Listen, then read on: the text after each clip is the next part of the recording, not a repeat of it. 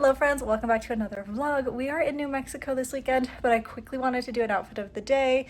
Here's the earrings. I did put my cartilage earrings back in, and then these big hoops. And then I also changed out this middle one for a butterfly. And then necklace, baby girl, and then this one that's kind of Louis Vuitton, like it's like a Louis Vuitton print, but it's not actually Louis Vuitton. Wedding ring, flower ring. I have to come back here because the couch is in the way. But this like black, it's a black maxi dress, and then I'm just wearing white sneakers. It's like a spaghetti style v-neck. And then this denim jacket with like this tassel fringe. And that is it. And there's my husband. Say hi, Garrett. Hello friends, it is voiceover time. Before we went to New Mexico, we actually stopped by this little Asian market in our own town, and we got some of the like viral popping fruit and some mochi for the kids. We also found some purple sweet potatoes and grabbed those to use for meal prep. And then I finally found the Strawberry Sunrise Alani, which I've been looking for a really long time. It hasn't been anywhere in my normal stores, but I found it at this little Asian market and I was so excited. And then when we were in New Mexico, my sister-in-law, she owns like a little cooking, like mostly cookies, but she has her own baking business. And so she made me this little cake for my like a late birthday present, which was so sweet. I'll link her Instagram down below if you're in the Albuquerque area. And then we got Dunkin'. I got a brown sugar shaken espresso, which is another drink I've been wanting to try for a really long time. And then that evening, my husband and I went on a date to Melting Pot, which is, if you've never been there, it's a fondue place. We got the 4-course meal, so it was cheese sauce with like little appetizers to dip in, a salad. I got a Caesar salad and it was okay. It could have used some more dressing. And then you cook the meats in broth, and I got like a combination of seafood, tuna and shrimp, and then I got steak and duck. And then you get a lot of sauces that you can dip the meats into. And then for dessert, you get chocolate fondue, and that is always my favorite part. It is so delicious, and it is so much food. Like, you leave there feeling so full, but it is all so yummy. Hello friends, so we are back home. Happy Monday. We went to Albuquerque for the weekend because it was my nephew's first birthday, so we went for his birthday party, and then we went to the zoo on Sunday. Yesterday we went to the zoo, and then we drove back home today, and it is the beginning of March, so I wanted to talk about the books I read or listened to in February. Starting off, I am drinking this. I'm almost done with it, but this matcha, I made a short on how I've been doing my matcha lately, but basically I've been mixing the matcha in my frother. In the short that I made, I just mixed it with milk, but lately I've been using the Chobana sweet cream coffee creamer, and then I just put it on top of a protein shake over ice, and it is so good. I've always struggled making matcha at home. I don't make it sweet enough, but doing it over a protein shake is perfect, because then you don't need to add like any sweetener, any sugar, any syrups. All of the flavor is already in the protein shake. You're just basically adding some matcha to it, some matcha flavor, plus the sweet cream. Also, it's really windy out. We've been having like sandstorms, so if you hear my car shaking, that's why. Anyways, so this has been like my favorite go-to drink lately. Also, lavender matcha returns to Starbucks tomorrow, and that is my favorite Starbucks drink, so I'm so excited for that. It's only on their spring menu. If you guys watched my vlogs last spring, I was getting it pretty often. That was probably like the most I've gotten Starbucks in like a season the past few years. I feel like lately I only get coffee maybe once a week, but I was getting it several times a week last year when the lavender matcha was out. I should probably, now that I know how to make matcha at home and make it taste good, I should probably look into how to make lavender matcha at home. If they made a lavender protein shake, that would be perfect for that. Okay, the reason I got on here though, the 12 books I read in February. So at the very end of January, I did sign up for Audible again so I could read the Onyx Storm by Rebecca Yarros. And so I have I had the Audible, I kept the subscription for just a month, And so I was trying to get as many books out of it as I could of the Plus catalog for that month. So the first one was Do Not Disturb by Frida McFadden. She's a really popular like thriller, like mystery thriller author. I've read a few of her books. I hope y'all can hear me over the sound of this wind. It is so crazy. She does a lot of like thriller style books. There's always a twist at the end. Sometimes I can I can guess the twist at the end, but not always. So I listened to Do Not Disturb by her, and it was good, but it wasn't my favorite book by her. I think my favorite book by her is still The Teacher. And that's because that book, the ending totally and completely caught me off guard. Like I had a few different theories for how I thought that one was going to end.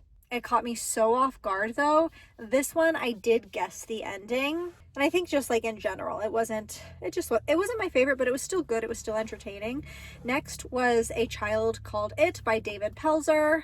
I've been wanting to read this book for so long. Like I have a very distinct memory of being in high school and one of my friends telling me how heartbreaking this book was and like how much it made her cry. And so I've always wanted to read it and have never gotten the chance to. And so when I saw it was on the Audible Plus catalog, I finally listened to it. It was so heartbreaking. Such a sad book. And then at the end of it, I was kind of like, I still had so many questions. It's basically about the author's life, like childhood and the abuse he endured. I said that weird, endured. And at the end, I still had so many questions, like what happened to him after he got out?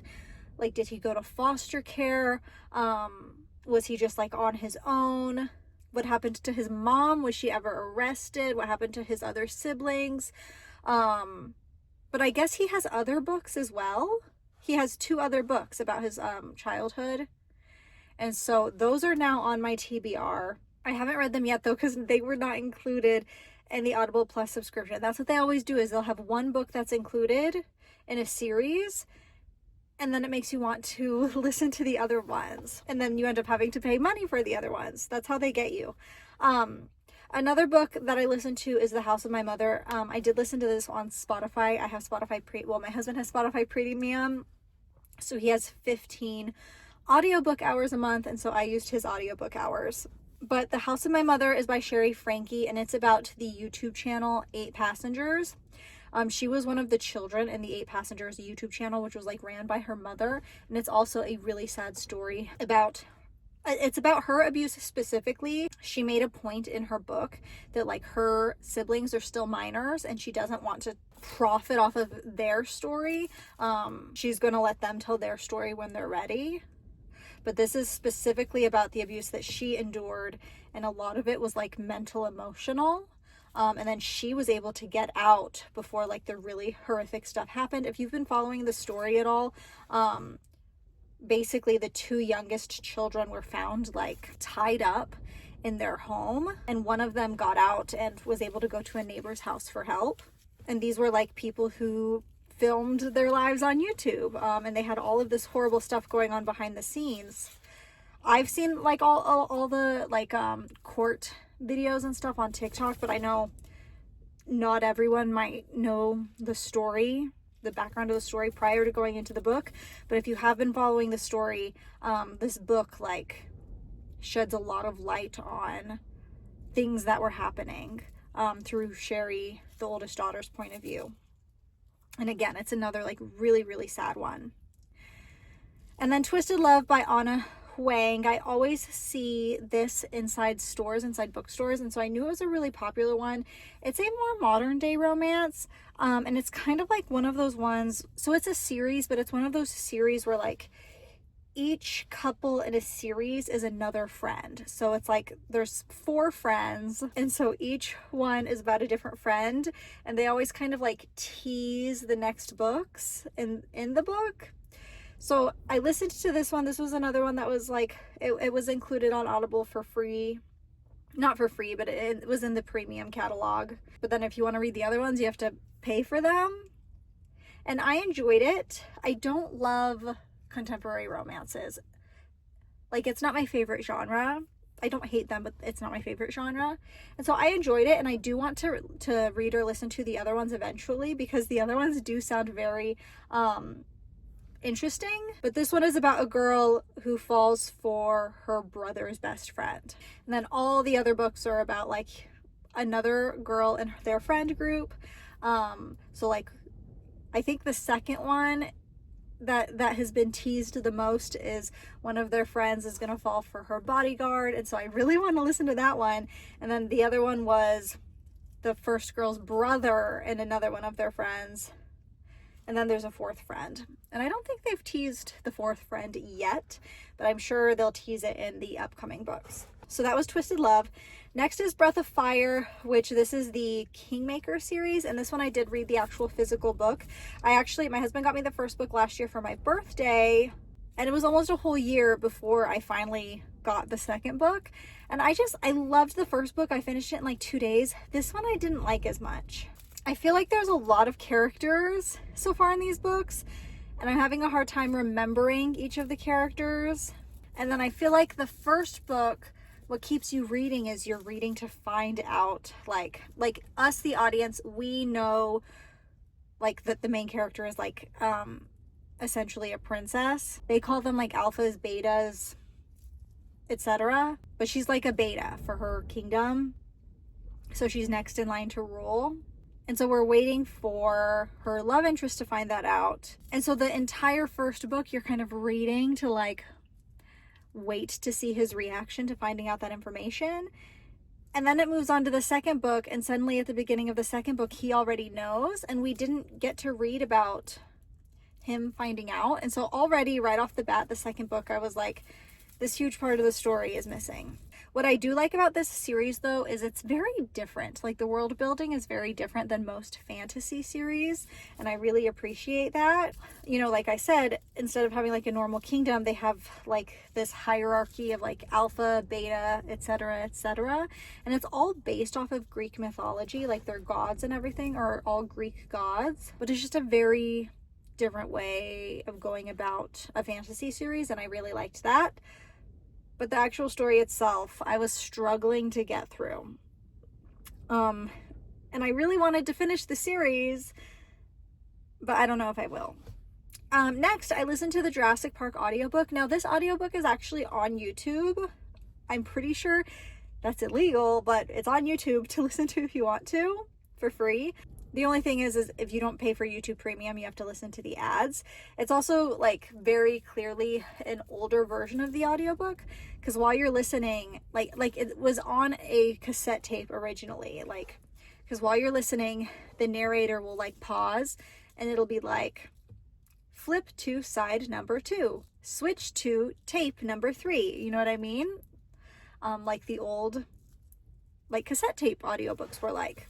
And I really enjoyed that one. It's so interesting to have watched all the movies and then read the book. I didn't even know there was a Jurassic Park book until the newest trailer for the 7th movie came out, and people were in the comments talking about how the trailer is teasing a part in this movie that should have been in the first movie, but they left it out. That's like a part in the book. And so that's what got me interested in it. I didn't even know there was a Jurassic Park book prior to those comments. And it's so interesting because I feel like the movie, like the book follows the movie very well. Or no, I switched that. The movie follows the book very well. There are some parts missing, and then the end of the book is totally different from the movie. But for the most part, all of the scenes and stuff are fairly similar. The main difference being that the tone is totally different. So like, even though the movie is scary, it's mostly like an action adventure movie, whereas the book is more like horror. The scenes and everything are just a lot more graphic and gross, I guess. And so it's just interesting to see those different takes on the story. And then, like I said, the ending is totally different. And then I listened back to Audible, I listened to Things We Left Unfinished by Rebecca Yarros. That was included in the catalog, and that one was so good. It's a contemporary story, but of all of her contemporary stories, I think this one is my favorite. It's about a woman whose grandma is an author. She passes away, and she was in the middle of writing a book about like her own love story with her first husband, the main character's grandfather. And so they hire an author to finish the story for her so they can publish the book. And I love how it just like goes back and forth between like present time and the two main characters like falling for each other, and then back in time, and then present time, and then back in time. And then at the end, there's this huge twist that I was not expecting. I was totally like in shock by the twist because I wasn't expecting it, and it's so good.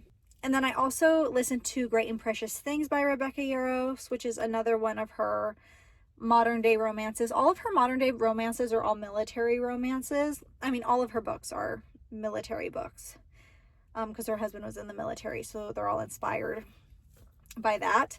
And this one I didn't like as much. It was still good, just not as good as Things We Left Unfinished. And also this one, the ending also had another surprise twist, but I did guess the surprise twist. And I like when the twists shock me, you know, and they're less predictable. And so I think that's why I liked Things We Left Unfinished so much.